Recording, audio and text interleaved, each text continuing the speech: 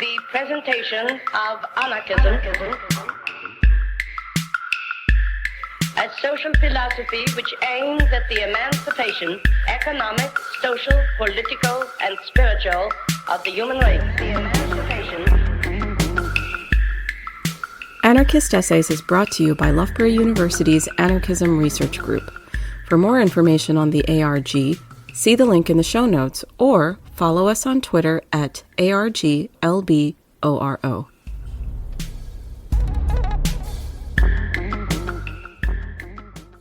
Introduction: Iberian Anarchism in 20th Century History by Joshua Newmark and Sophie Turbutt.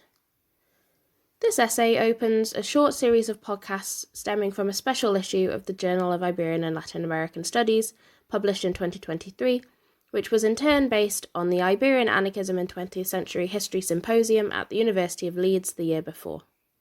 The upcoming episodes will feature historians Diogo Duarte on anarchism and urban life in Portugal, Henry Brown on anarchists and militarization during the Spanish Civil War, and Alex Doyle on the interplay between nationalism and transnationalism in the Cuban anarchist movement. By way of introduction to this series, in the present episode, I, Sophie Turbutt, and my colleague Joshua Newmark will explore the questions of why we should turn our attention to Iberian anarchism in a way that encompasses the whole peninsula and beyond, and how the historians in this series and in the accompanying journal issue are taking new and exciting approaches to tell these anarchist stories. Although by now we have multiple generations of research and writing on the Spanish anarchist movement, the Portuguese anarchist movement has remained relatively understudied, but there are some really compelling parallels across the Iberian Peninsula. In both countries, anarchism was a popular phenomenon with a claim to being the primary ideology of working-class emancipation. Anarchism came to dominate entire working-class districts of cities on both sides of the peninsula, like Lisbon and Barcelona, giving rise to extensive libertarian countercultures.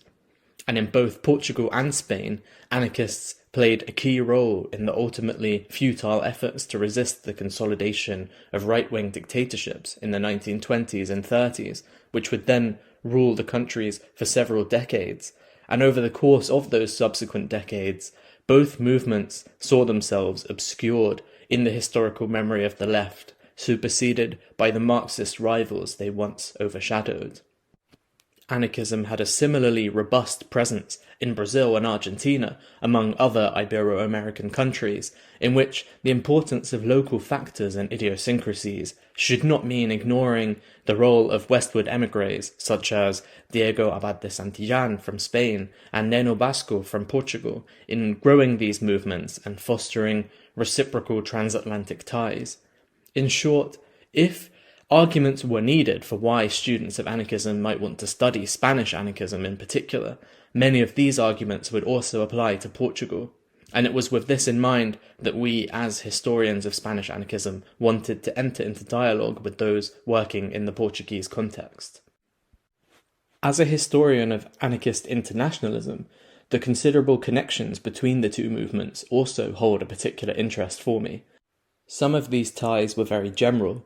Both Spanish and Portuguese anarchism coexisted within the same transnational anarchist public sphere, took part in the same transnational debates, and both the Spanish CNT and Portuguese CGT were affiliated to the anarcho-syndicalist International Working Men's Association founded in Berlin in 1922. However, there were also more specific links, driven by geographical, historical, and cultural proximity.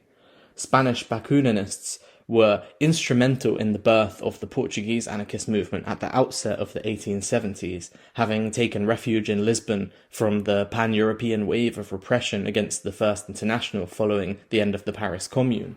From the turn of the 20th century, members of Spanish and Portuguese anarchist and anarcho-syndicalist organizations attended each other's congresses and conferences, and from 1915 began to speak of a pact of solidarity which quickly evolved into notions of organizational fusion.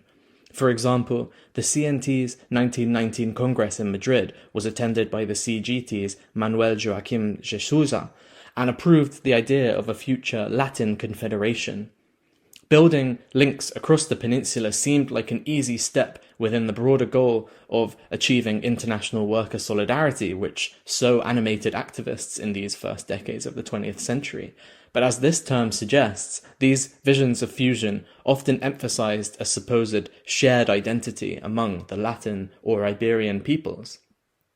Historians of Iberismo, the belief in the unification of the Iberian Peninsula, have identified the anarchists in both Spain and Portugal as among its most consistent proponents. As Marie-Catherine Chanfreau notes, various progressive and republican tendencies in both countries saw Iberismo as an extension of their federalist and humanist internationalist principles, but it was the anarcho-syndicalists who were the first to actually concretize these aspirations by forming the Iberian Anarchist Federation, or FAI, in 1927, and the Iberian Federation of Young Libertarians in 1936. As historian José Antonio Rocamora puts it, this was one of the greatest achievements of Iberismo, the fusion of like-minded ideological organizations from the two states. The historian Richard Clemenson also notes that some years later, in post-war exile, the Spanish anarchist writer Felipe Alaiz would sustain a vision of Iberismo which brought together municipalist, federalist and internationalist principles into what Clemenson describes as a counter-model to prevailing conservative nationalisms based on race. However, I would not downplay entirely the quasi-nationalistic aspect of anarchist Iberismo. For example, on the front page of Barcelona's Tierra y Libertad newspaper in September 1931, an essay appealed to, quote, our brothers in race, in history, in geography, and in the ideal. The article described the Portuguese anarchists as having emerged in unison with the Spanish within the Iberian family, and spoke of the identical destinies of the two peoples, proven by the enduring nature of resistance to both the state and capitalism across the extension of our soil and of the social life of Iberia. I have identified many examples of Spanish anarchists in the 1920s and 30s ascribing the prevalence and constancy of anarchism in Spain to what they depicted essentially as libertarian communist ethnic traits, and defining them as part of a national character and destiny. And this article in Tierra y Libertad highlights the ease with which this could be generalized to Iberia, because that prevalence and constancy was true across the peninsula. Although this discursive practice may seem at odds with universalism and cosmopolitanism, I interpret it as a subversive effort to historicize Spain or Iberia's mass anarcho-syndicalism in the 1930s, reappropriate national identity from conservative forms of nationalism, and resist the rise of reformist or authoritarian socialisms which had seen off anarchist movements in other countries. And its use in an Iberian rather than Spanish mould perhaps shows that it was a malleable form of ethnic identification rather than a hard and fast exclusionary nationalism. However, there were clear limits to this anarchist Iberismo. As Clemenson notes, Alaiz's use of the term Iberia drew almost entirely on examples taken from Spain in what he refers to as an all-too-common elision of Portugal.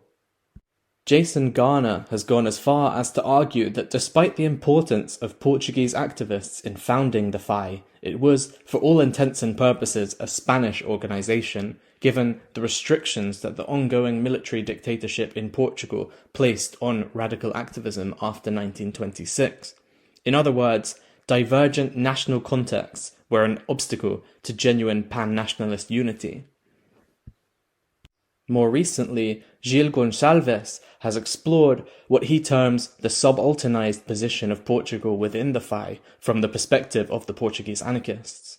While they accepted to an extent this subalternization because they believed the best hopes for overthrowing the dictatorship at home lay in revolution in Spain, their marginalization did not go uncontested. For example, the Portuguese delegate to the FAI's conference in June 1931 requested that one of the 4 pages of Tierra y Libertad be dedicated to the Portuguese groups, given that it was technically the official newspaper of the FAI. However, this never materialized. At other meetings, Portuguese delegates requested financial support from the Spanish movement to support Portuguese exile publications, funds were often approved in theory but decidedly inconsistent in arriving in practice. In my own research, I've found that in general, non-Spanish anarchists' expectations that the powerful CNT would be able to support them often fell flat due to the CNT's own consistent failure to regularize its own system of union dues. Among other practical obstacles, the existence of a language barrier, regardless of the similarities between Castilian and Portuguese, should not be overlooked. One delegate at the CNT's 1919 Congress, for example, objected that Joaquim de Sousa spoke in a language not officially recognized in the Congress and which he did not understand. Although a translator was on hand, and although the same Congress also committed to encouraging the teaching of Esperanto in rationalist schools as a future international language, the example shows that there was no guarantee of mutual comprehension. These were some of the problems which emerged at what Glenda Sluga calls the blurrier borders of internationalism. Nonetheless, both Spanish and Portuguese anarchists continually swept these limitations beneath the rug of bold rhetoric, in which the outcome of the future revolution was assumed to extend across the Iberian Peninsula. In July 1935, for example, the lead article in Santillán's Tiempos Nuevos journal stated simplistically that there was no border distinction within the FAI, and declared that a social revolution in Spain will imply the liberation of Portugal and the immediate creation of Iberian unity, to which only the selfish interest of the ruling class and the political, diplomatic and commercial interests of other countries are opposed. Correspondingly, the CNT's program for the libertarian communist future outlined at the famous Zaragoza Congress of May 1936 referred to an Iberian or peninsular confederation of free communes, imagining this as a natural outcome of any future revolution. The revolution, which commenced just weeks later in July 1936 at the outset of the Spanish Civil War, showed that this was a chimeric belief, as Portugal remained under a dictatorship which proceeded to routinely flout the non-intervention agreement in support of Franco. Nonetheless, at a plenum of the Spanish libertarian organizations in May 1937, the Portuguese CGT's representative spoke of there being no borders between our destinies and foresaw a new social structure in the peninsula where the people would be free to express themselves within Iberian dynamism. For a historian of internationalism like myself, the tension between constant difficulties in the realization of internationalist projects and a no less constant appeal to internationalism as a cherished ideal even in the face of these difficulties is a really compelling phenomenon, and the Iberismo of Spanish and Portuguese anarchists was a particularly recurrent example of that tension. The 3 remaining podcast episodes in this series will explore 3 different novel approaches to researching histories of Ibero-American anarchism. They will feature anarchist essays by Diogo Duarte, Alex Doyle and Henry Brown, each of whom contributed an article to the Iberian Anarchism in 20th Century History special journal issue. Diogo Duarte's article centred on how histories of anarchism can help us to better understand Portuguese urban history, framing the city not as a thing, but as a historical process of complex negotiated relationships between the state and its subjects. He explored the contributions made by anarchists to ideas and praxes pertaining to how we inhabit cities, including questions of occupying public space, housing crises, and social order. Duarte's research could be read as decentering the prominence of Barcelona when we think about the role of Iberian anarchism in the struggle over the city, epitomised in the work of Chris Elam. By drawing attention to the urban anarchist presence in Lisbon, Barreiro and Porto, Duarte has shown that comparable struggles were taking place in cities at both ends of the Iberian Peninsula in the first decades of the 20th century.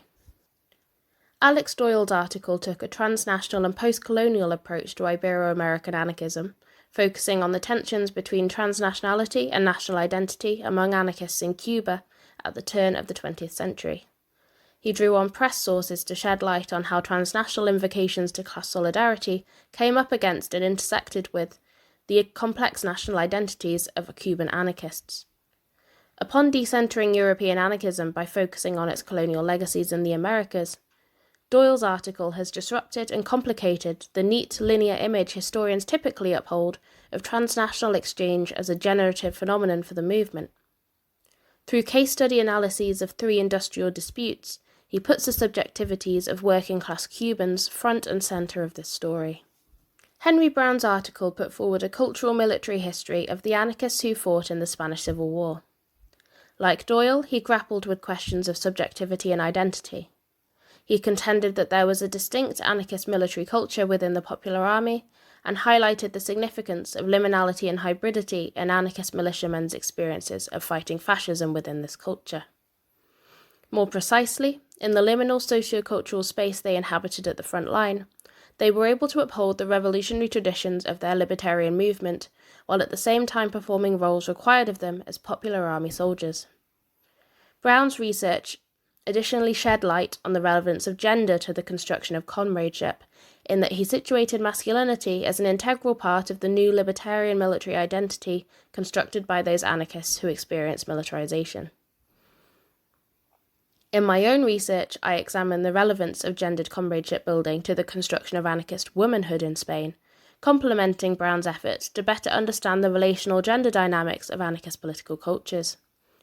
I found that spatial liminality, such as feminine-coded activism work that traversed the public and private spheres, and ideological hybridity, for instance in commitments to both mixed-gender and women-only anarchist groups, were likewise features of women's involvement in the anarchist movement, not only during the Civil War, but long before it. There are also 2 additional articles in the special journal issue underpinning the series, which we welcome and encourage listeners to read. If you are interested in learning more about the Spanish Civil War in the Iberian context, or about transnational approaches to anarchist history, we recommend the article by Ana Campos. She took a transnational microhistory approach to the Iberian history of anarchism by tracing the life of Manuel Antonio Boto, who travelled from Portugal to Spain and fought in its civil war. She illustrated that the similarity of the struggles on both sides of the border compelled working-class Portuguese exiles onto Spanish battlefields to fight against what many interpreted as an iteration of the same enemy they had faced at home. Following sociologist John Goodwin, Campos' article has illustrated the value of using biography and individual testimony to write history from a plural point of view, as she situated her subject's personal narrative writing within wider reading of more traditional archive sources. As a historian of intimacy who's interested in how we might apply history of emotions methodologies to the study of anarchist comradeship building in the past, I too am a firm advocate for the use of life writing and artifacts of memory as legitimate historical sources.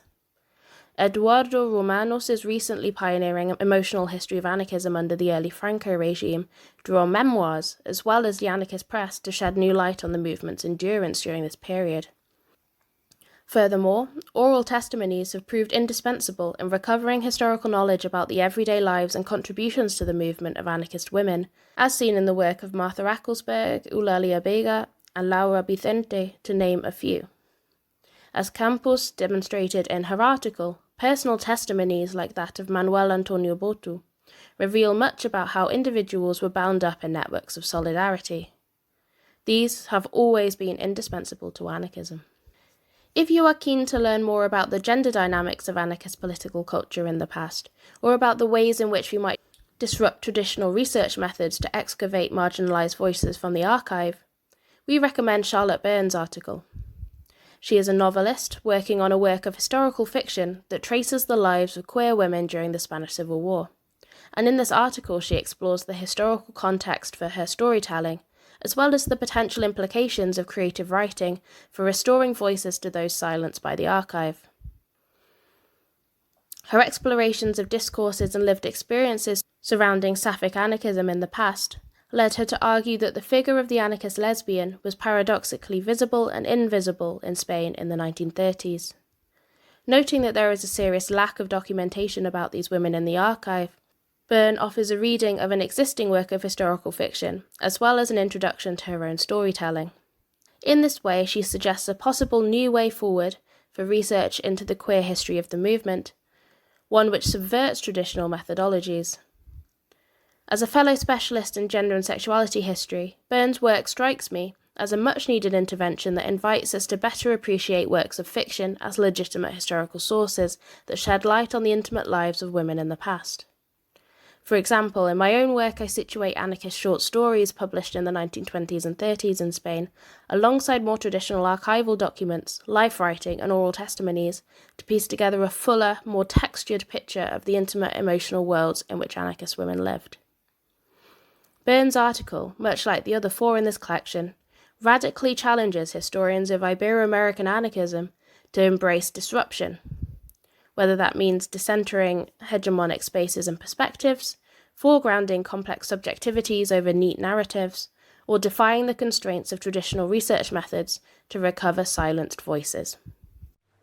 Although they touch on diverse topics, the research by Diogo, Alex, Henry, Anna and Charlotte assembled in this special issue makes a common contribution to understanding the contradictions and nuances of anarchism as a lived historical phenomenon in the Iberian Peninsula and Ibero-America.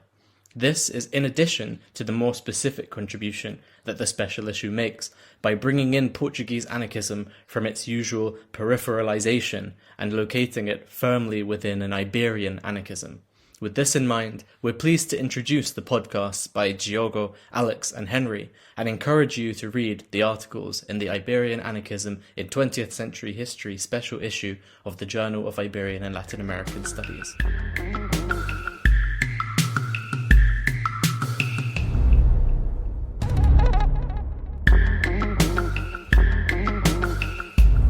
Thank you for listening. To help others find anarchist essays, please rate and review us wherever you find your podcasts. And if you're interested in anarchist ideas, why not check out the journal Anarchist Studies? For over 20 years, Anarchist Studies has been publishing original research on the history, theory, and practice of anarchism. For more information, visit www.lwbooks.co.uk/anarchist-studies.